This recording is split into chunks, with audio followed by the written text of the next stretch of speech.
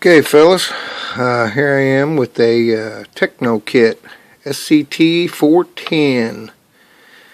Borrowed it from a friend of mine that went out of town. He's been running it, and I noticed the shocks were just leaking. I mean, they were just leaking everywhere. So I know he built it box stock. I'm not exactly sure how he did his shocks. So I've been looking them over. I'm pretty anal about shocks. That's the most important part of your suspension. You get that suspension working smooth and silky and get the right pack and rebound, you've got a dialed kit. So I looked through the manual. I inspected everything, make sure he didn't do something wrong. The only thing I can think of, because I've seen and talked to other guys at the track that are having the same issues. This is what the kit's telling you to do when you do your shocks. It's telling you to drop in the O-ring, like so, then your washer, your spacer washer, then your O-ring. It's kind of a snug fit there, so you got to be careful when you put those in. Kind of tricky. Then you're going to put in your spacer, then another O-ring. Now, granted, I've already put in the O-ring out here, and that's what your retainer cup's gonna do. Now, these are used rings, so I'm being a little aggressive with them. Normally I wouldn't be so aggressive with them. Now, there's a ridge on here at the bottom of the shock body that this recess has to fit in for this here. It's important to get that to where it's sticking up. It's like a little hat bushing. It's a little hat washer. I don't know if you can see that very good or not. Now, that's going to have to fit like so. Then it's going to tell you to put your cap on. And that is also a good guide for where your shaft is going to be. Gives you a little support there when you're at full rebound. Kind of helps stabilize it. Now, there's a couple ways to do that. One is you want to leave it loose. Insert the shaft like so, and it'll go in there pretty smooth. There's no pressure on the rings. That thing's pretty smooth. And if you tighten it, what you're doing is compressing the O-rings and causing them to bulge. And then if you put this through there, when you shove it through, you could be tearing the O-ring. Well, we all know what happens if you tear an O-ring. It will leak. Now, I know Barry's been our sick puppy. We'll use his username. I know he's been using booties on here and everything ever since he built it. And I haven't been running them because I've been going through shock scenarios with it. I want to get this thing dialed.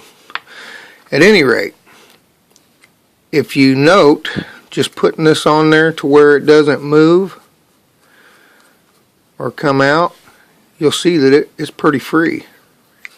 But if you tighten it down, you're going to get some resistance, some stiction, because those O-rings are compressed now and they've bulged a little bit and they're a lot snugger. This feels really good to me. It feels great, but it leaks something horrible. So I'm going to guess that if he did it box stock, he tightened that down and then ran the shock shaft in there and maybe tore them. But the way it fits, I don't see how he could. I mean, it just slides in there. I just don't see how. But at any rate, what we're going to do is we're going to do a little UN for Racing shock build. I've done a lot of shocks, and I'm not the wizard. I'm not a guru, but I am a shock maniac. It's important stuff to me. So we're going to take this other one. I've cleaned it. I've checked it for fitment. Everything fits great. Smooth. Got the O-rings on it because I'm doing a rebuild for him here. And what I want to do is just show you guys how I do my shocks. This comes in handy if you're doing a rebuild. Let me find some parts here.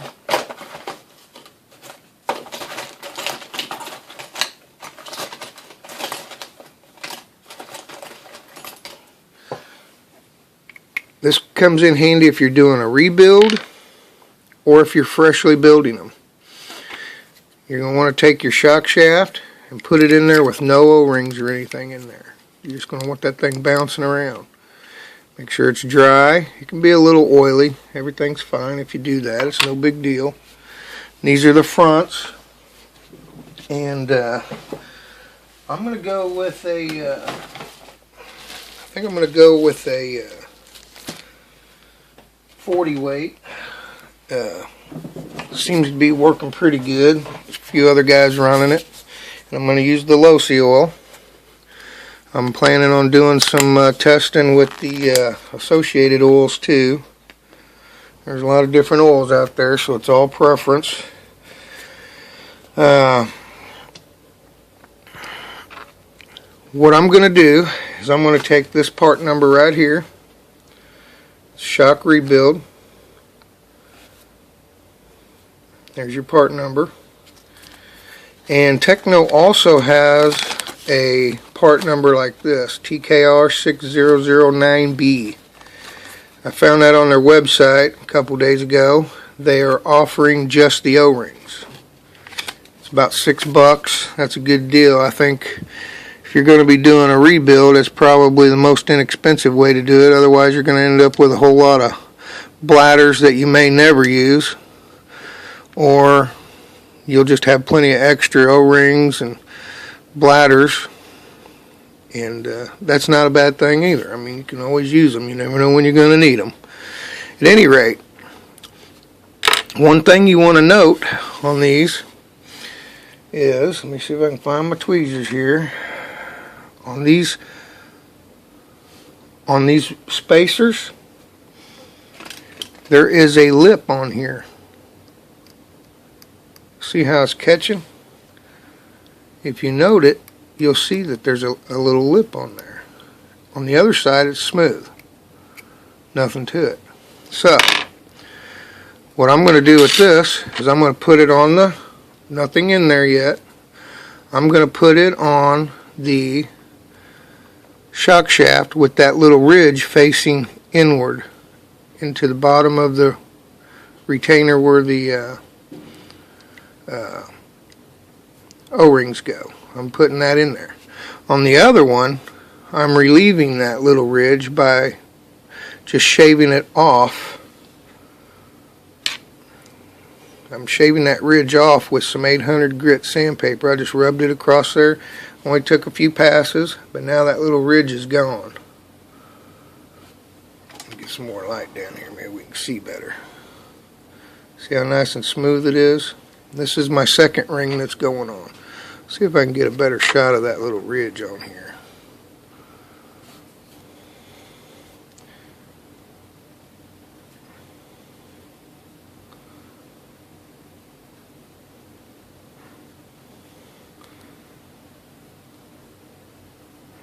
Well, I can't get my, I'm doing this on a cell phone, so I can't get it zeroed in very good, but you can almost see it.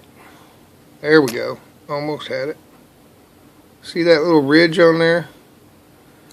The other side doesn't have it.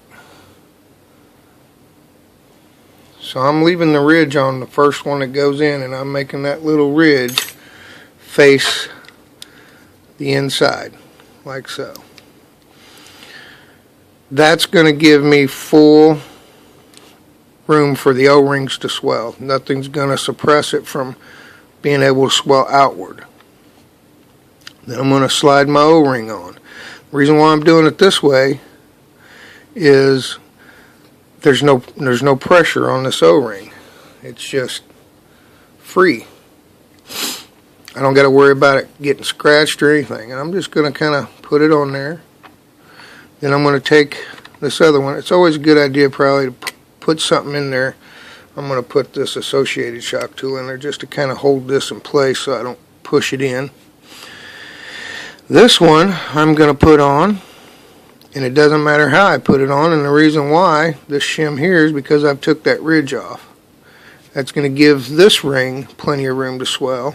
I don't have to worry about it being suppressed or anything, or any gaps or anything. I'm going to slide the other O-ring on. Now, If you give yourself a little bit of a gap here, that's good.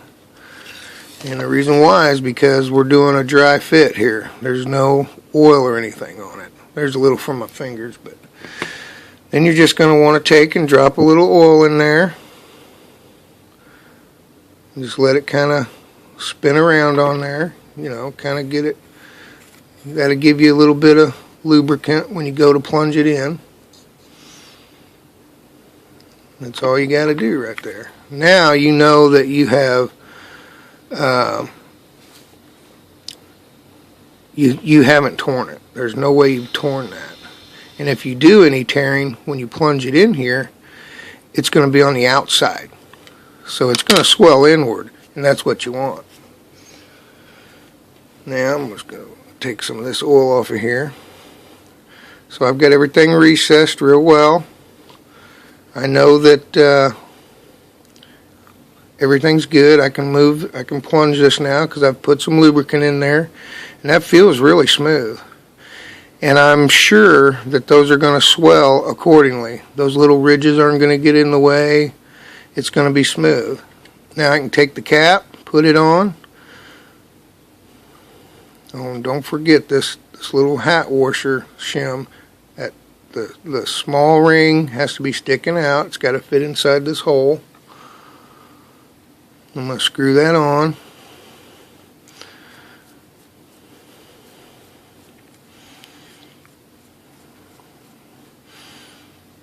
And I'm just going to bottom it out. That's hand tight, finger tight as I can get it. May want to try to go a little tighter grab it with a rag or something here. That's about as tight as you're going to get it without using a pair of pliers, and I don't think you need to go that tight. But that is real smooth. That is even better than this one that I just tested. So there you go. Rings are in. There's no way I tore those rings. Now I'll be able to do some testing today and not have to. These things were bleeding out pretty bad, so I want to try some emulsion setups, and I've done both, but they were leaking so bad I couldn't get any good testing in. So I just wanted to give you guys that tip, because if you're doing it by the book, and every single manufacturer does it the same way, it's just the way the directions read. If you do it like that, you're taking a good chance of scoring those O-rings. If you do it this dry method, you're not going to have any oil on here when you go to put your eyelet on or back on. I'm not going to run any down up travel stops. I'm going to just run it like so. There you have it. Hopefully that gives you guys a little bit of help and a little tip on how to get them O-rings in there without having any issues. As far as these little ridges on your as far as these little ridges go on these washers, or these shims I should say, like I say, these are bad O-rings that are in there now. It's either the O-rings or something. If you don't want to shave that off, I would recommend, if you don't want to shave them little ridges off on at least one, I would recommend keeping them both facing out from each other, or in the same direction of each other, one way or the other. Make sure they're clean. Flashing's gone off of them when you take them off the trees. It's a good idea to moisten the inside of the little concave here where the O-rings go in. It's probably good to take a Q-tip and just moisten that up a little bit. Doesn't hurt a thing. If you want to get really anal, and I've done it because I really take my shocks serious, you can take a piece of Scotch tape and put it on this, just a little piece. That way when you go to slide your ring on, you know there's no way you're going to score it. You just can't. The rings that are in there now are pretty loose. I mean, they almost will drop. I mean, so I don't know if it was the O-rings or if he tore them or what, but I know one thing. That's in there right now. So we'll see how it does. You folks take care. Have fun with your Tekno kits. I know I'm having a good time with puppies. I'm driving it like I borrowed it. Talk to you guys later.